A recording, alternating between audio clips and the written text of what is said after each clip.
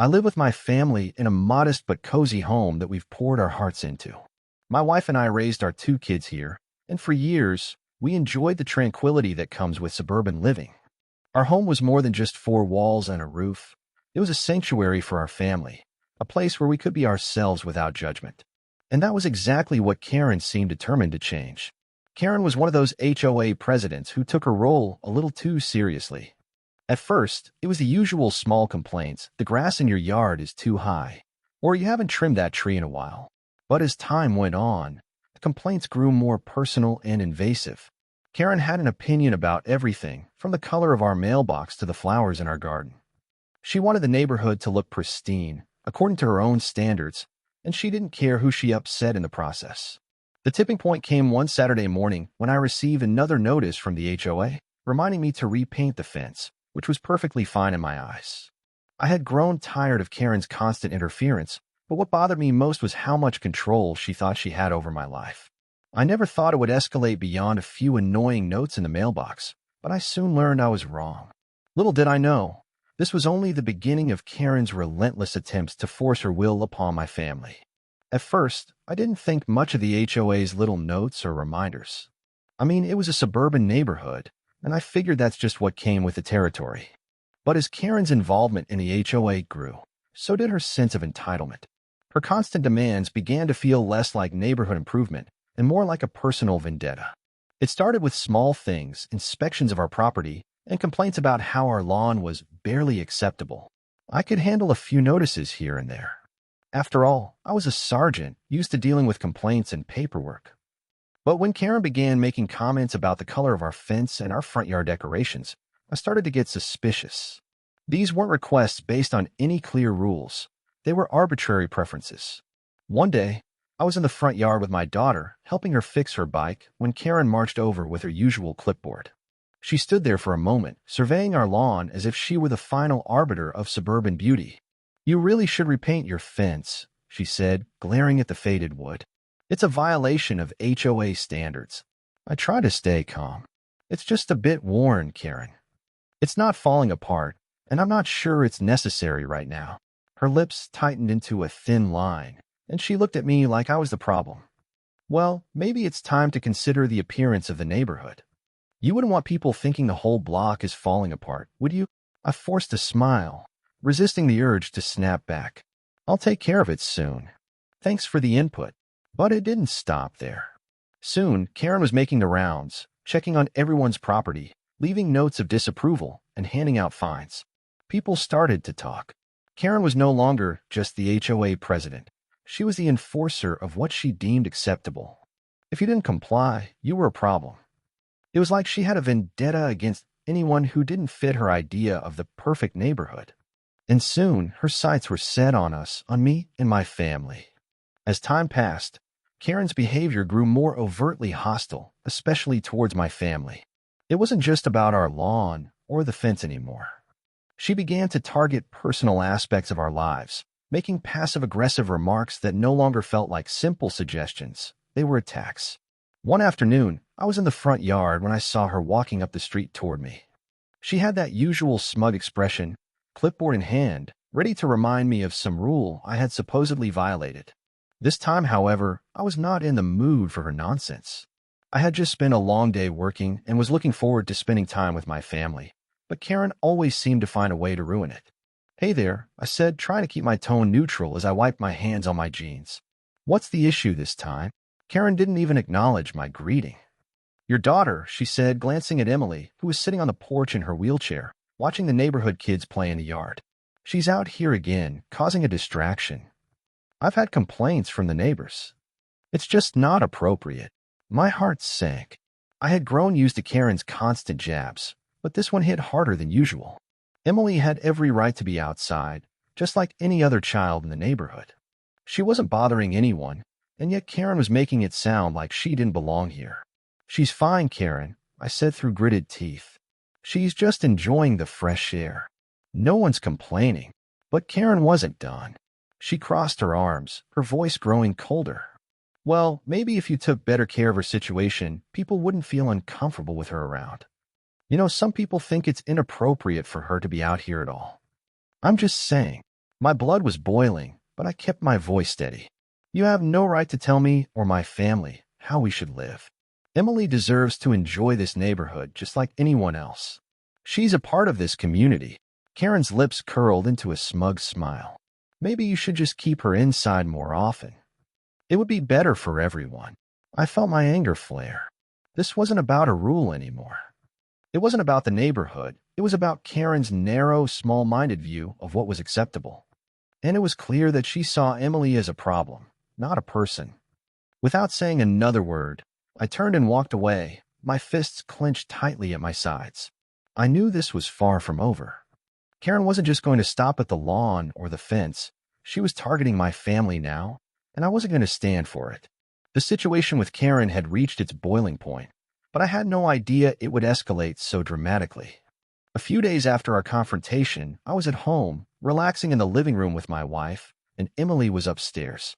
We had decided to have a quiet evening, away from the constant pressure Karen seemed to be putting on us. But that peace didn't last long. I was in the kitchen when I heard a loud knock at the front door. Before I could even reach it, the door swung open, and there she was. Karen, standing in my doorway like she owned the place, her clipboard once again in hand. "What do you want, Karen?" I asked, my voice strained with frustration. "I need to come in and inspect the interior of your home," she said, her tone cold and self-righteous. "There have been further complaints about your property, and I have to make sure everything complies with HOA regulations." I stared at her, completely stunned. "No, you're not coming in," I replied firmly, stepping in front of the door. "You've crossed enough lines already. You do not have permission to enter my home." Karen, however, wasn't taking no for an answer. Without missing a beat, she pushed her way past me, her body forcefully sliding through the doorframe as she entered my home without invitation. "I'm just doing my job. I need to make sure your property meets standards," she muttered, completely ignoring my objections. My heart raced, and a feeling of dread settled over me. I had been pushed too far, but I wasn't going to back down. Not this time. "Karen, get out of my house." "Right now," I said, my voice low but firm, standing in the hallway between her and the rest of the house. But Karen, with her usual arrogance, barely glanced at me. She started walking through the living room, flipping through the pages of her clipboard as if it were perfectly normal to invade someone's home without permission. "You really should keep things in better order." "I'm just trying to help," she said, as though I hadn't spoken. That was the moment everything changed for me. I wasn't dealing with a neighbor who had a problem with the lawn anymore. I was dealing with someone who believed she had the right to control every aspect of my life. She thought her position in the HOA gave her power over not just my property, but my home, my private space. And I couldn't allow that to happen. I took a deep breath, my mind racing through everything I knew as a sheriff. This was more than an HOA dispute. This was breaking and entering. And it was happening in my own home. I couldn't believe what was happening. There I was, standing in my own home, watching as Karen, with her clipboard in hand, walked around as if she had the right to be there.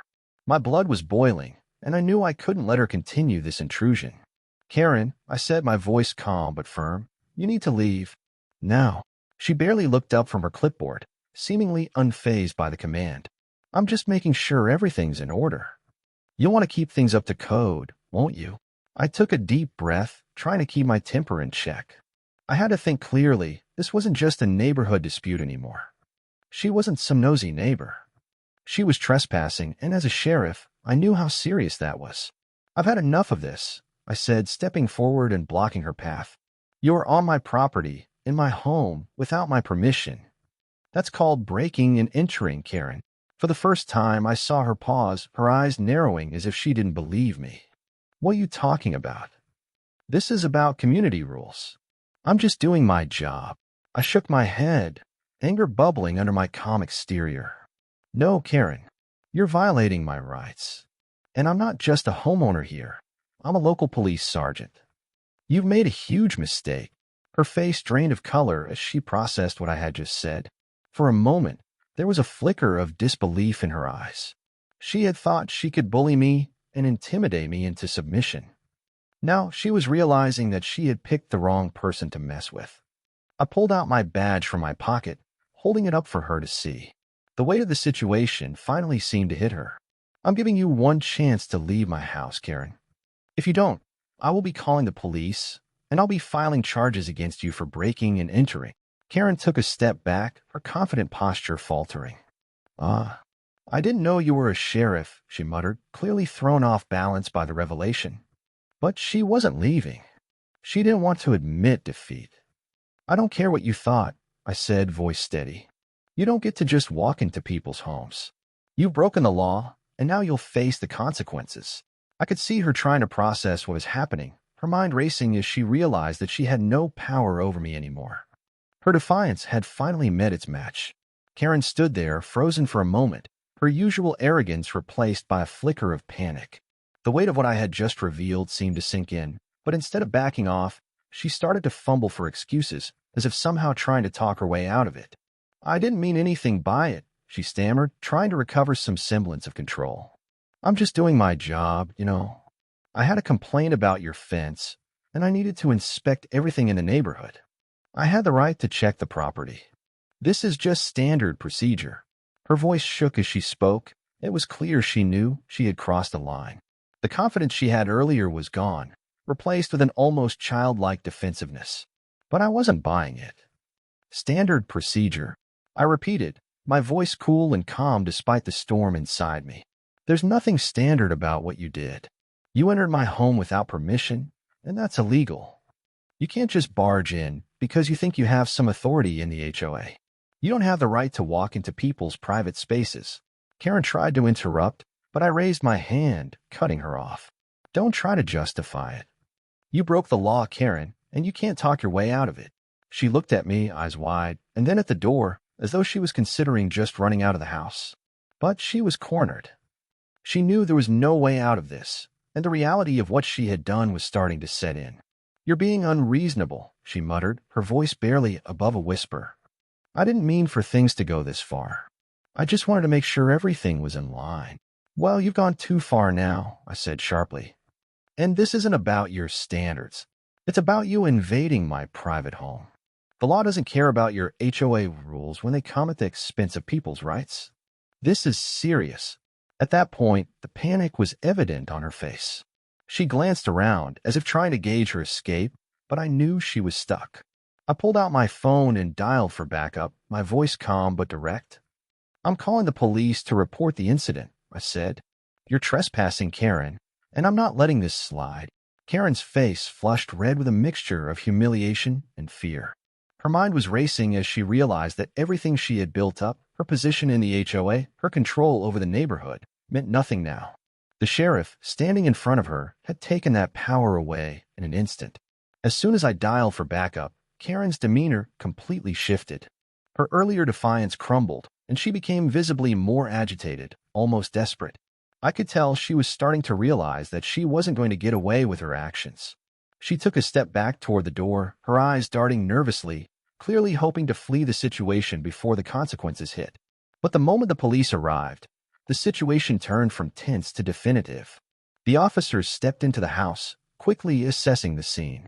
They approached Karen, who was still standing near the front door, her hands nervously clasped in front of her. "Ma'am," one of the officers said, his voice firm but professional, "you're under arrest for breaking and entering. You've entered this house without permission and violated the rights of the residents here." Karen's face drained of color as the officer read her rights. She opened her mouth to argue, but nothing came out. She was stunned, clearly realizing the gravity of what was happening. She had spent so many months pushing boundaries and overstepping her authority as the HOA president, but now the law was catching up to her. I stood back, letting the officers handle the arrest, but my mind was still racing. Karen had tried to control everything in this neighborhood, our homes, our lives, and our basic freedoms, and now she was facing the consequences of her actions. I couldn't help but feel a sense of vindication. I had always believed in fairness and justice, and seeing her being held accountable felt like a win, not just for me, but for everyone she had ever bullied or intimidated. As Karen was handcuffed and escorted out of the house, several of my neighbors began to gather around outside, watching the arrest unfold. At first, many of them were hesitant, unsure of whether to get involved or speak up. But as the reality of the situation set in, people started murmuring among themselves. Some of them had dealt with Karen's intrusive behavior for years but had been too scared to say anything. Now, seeing her arrested, they felt emboldened. A few neighbors came up to me, offering apologies and expressing their shock at Karen's actions.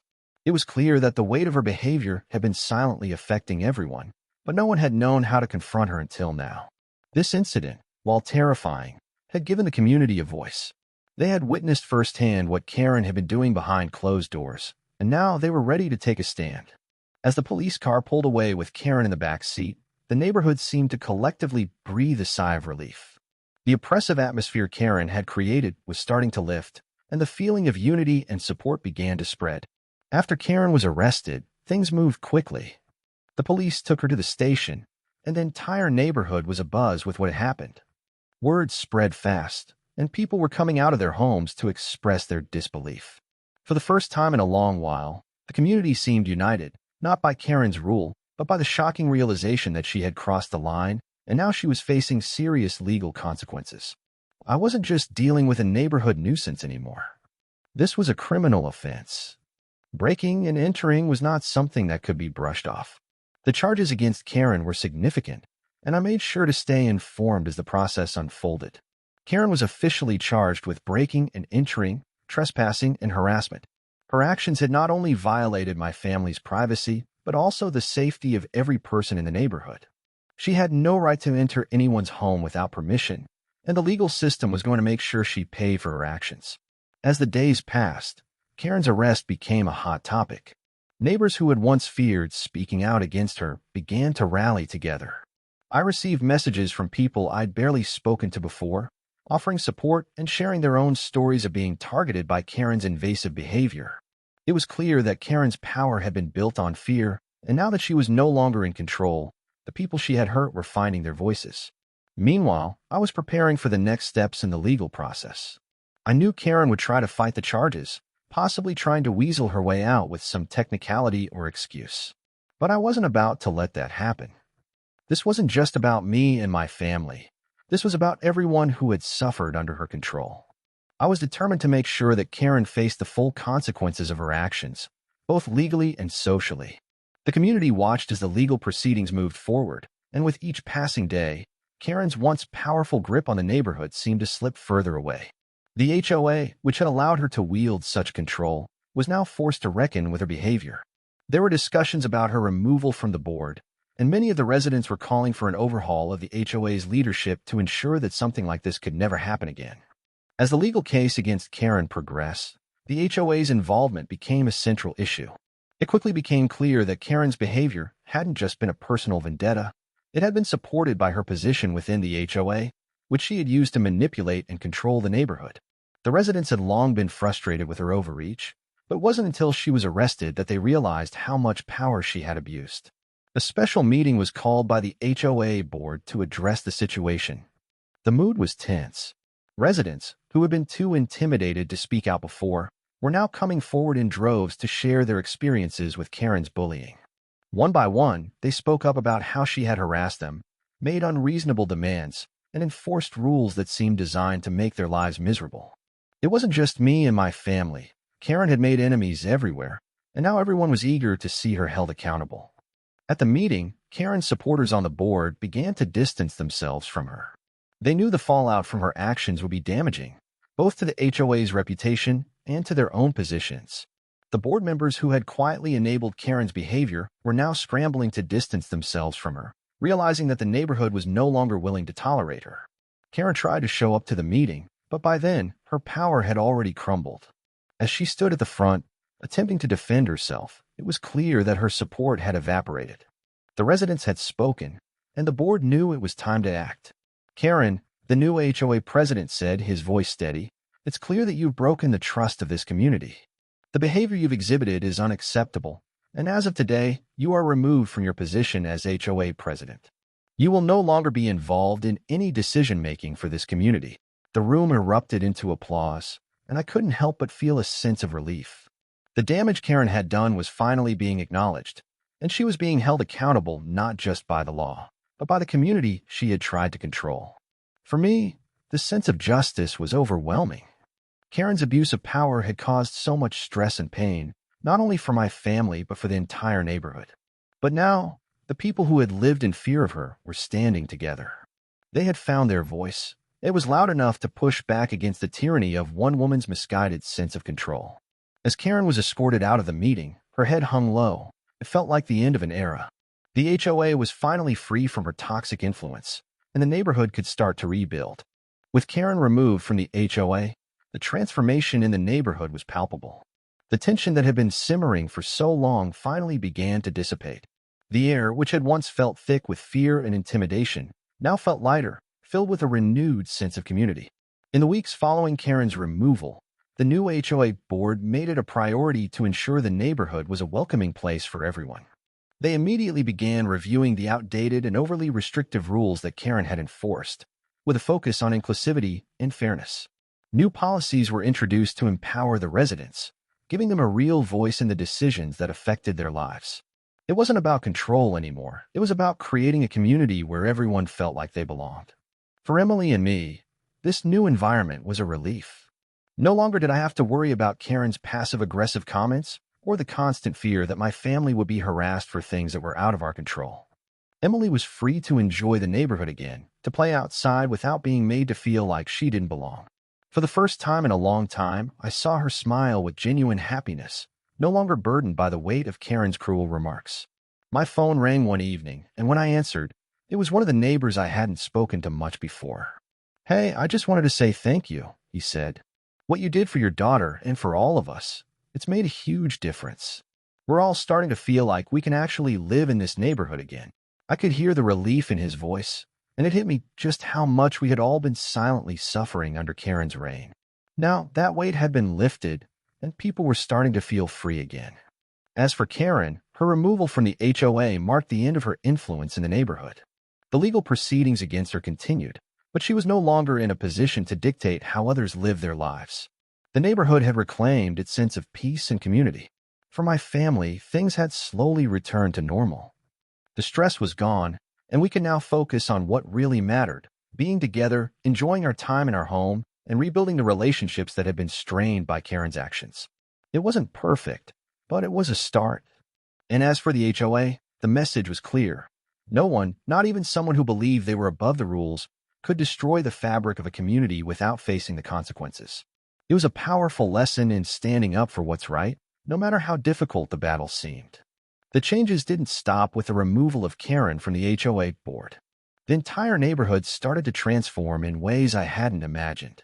For the first time in years, the residents who had been quietly suffering under her reign began to speak openly and work together to improve the community. There was a sense of camaraderie that had been lacking for so long. People who had once kept to themselves started coming together for community events, barbecues, block parties, and even volunteer efforts to beautify the neighborhood. It was as though the removal of one oppressive force had opened the door for a new wave of cooperation and trust. The fear that had kept people from speaking out was gone, replaced by a shared sense of ownership and responsibility for the community.